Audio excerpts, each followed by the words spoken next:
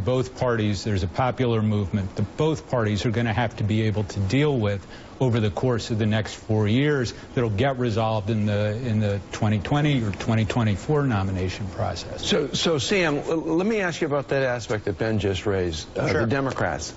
I have seen, and I think you and your coverage of this has seen too many Democrats, top Democrats, and Democratic constituencies, their people, look down upon Trump voters as if they're just one bulk, one definable bulk standing together. But they're not. I mean, there's a huge percentage of Trump supporters, Trump voters, whose needs ought to be addressed by the Democratic Party, have not been addressed by the Democratic Party. What do the Democrats do?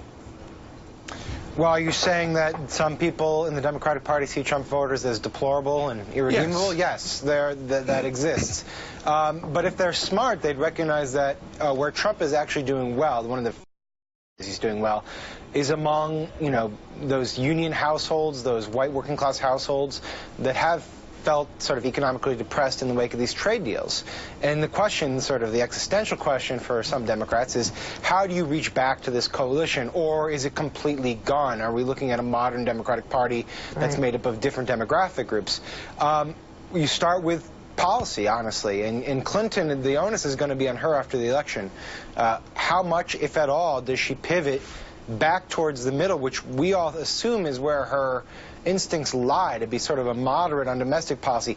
I have a feeling that we sort of overstate her tendencies to be a moderate on domestic stuff. She's a hawk on foreign policy, but she has a very good liberal streak on domestic policy. But, you know, this is all going to happen in the lame duck. Will Barack Obama move the TPP? Will he wait for her? You know, things like this are going to determine a lot of the future of the Democratic Party.